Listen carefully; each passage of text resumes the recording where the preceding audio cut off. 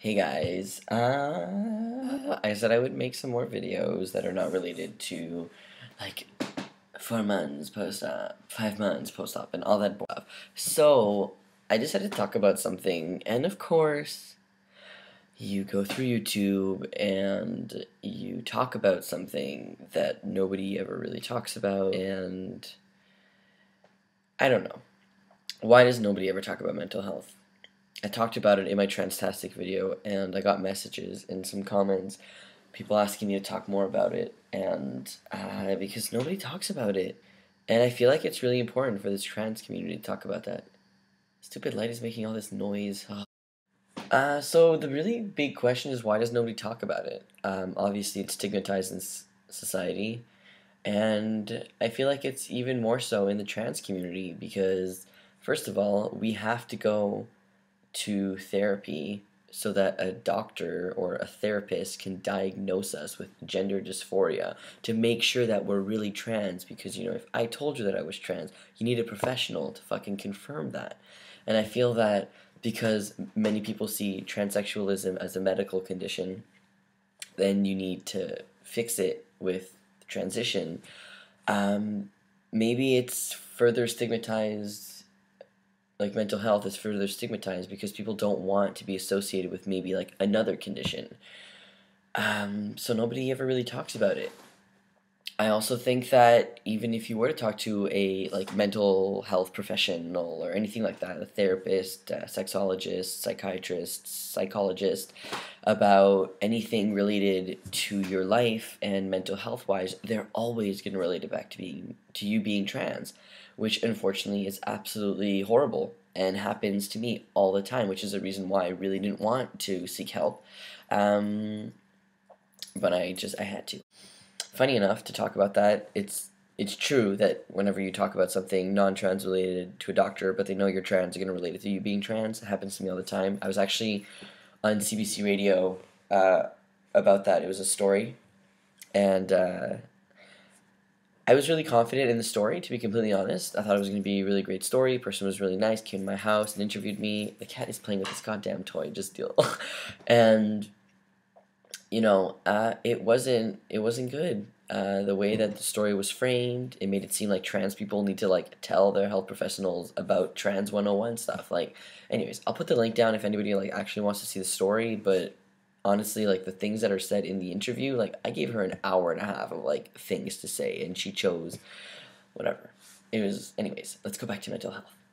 Obviously, there's other reasons why it wouldn't be talked about in the trans community, but I think that those are really the main points, especially stigmatized in this society, and especially for men. It's like men have to control their emotions more than women do in this society in relation to like actually being able to show feeling. And even though we are trans men and we have experienced life as female and we're able to show emotion and stuff like that, I feel in my life, and I'm not talking about every single trans person, every trans man, I feel like sometimes I do have to control my emotions, and I do have to, make sure that I'm not showing my true self sometimes in different public settings, because I feel like I would be deemed not manly enough, which is disgusting. I'm in sociology and sexuality. I should never think like that, but it's an automatic response because that's how I was raised, to think women are a specific way and men are a specific way, and it's ingrained in my brain and I can't let it go. Anyways, so my point is the stigmatization of mental health in the trans community. I know that it's a hard thing to talk about. Even people in the street who are not trans, okay, have a hard time talking about this, especially men, but we've discussed that. I think that we need to like start breaking that barrier of uncomfortable and maybe realization, because honestly, since I made that video, I mean, I've had like 25 messages of people talking about it, how it's never talked about, and how it's great that I'm talking about it. And I felt like putting this on my personal channel because I've always been super open. I never fucking lie to you guys, even though I don't know most of you who watch me, 8,000, whoever, I don't even remember how many people watch me. I appreciate you for watching me, and honestly, I do this for me, but I do it you know, a lot more for you guys, because it's not talked about. And we need to talk about this. So what I really wanted to talk about, I went on a fucking 6-minute rant about the stigmatization of mental health in society relating to trans people, is my own mental health. I talked about being like depressed in my 4 months post-op video because I'm not really happy with the results of my chest, and it's been really affecting me lately. And I talked about it in my Transtastic video and stuff like that. But I wanted to maybe talk about it more because some people are being assholes on Tumblr telling me, oh, you should feel bad for all these people who donated to your surgery and you don't even like it. Like, fuck you. Thank you so much for donating. Seriously, I appreciate it, but don't go off and tell me that I should be happy for my results. Like, it's like telling a depressed person to just be happy. You can't do that. So I went to a psychiatrist at my school for free who referred me to like a trans clinic here at Montreal, and I had an assessment on Friday, and we had like a really big talk, and it was really great. I finally felt like somebody was trying to fucking help me. My favorite part of it was that most of it wasn't part of me being trans. I like that. That's what I wanted. A lot of it was, but honestly, when somebody actually cares and wants to help you, you have no idea. So I finally was able to get some therapy out of it.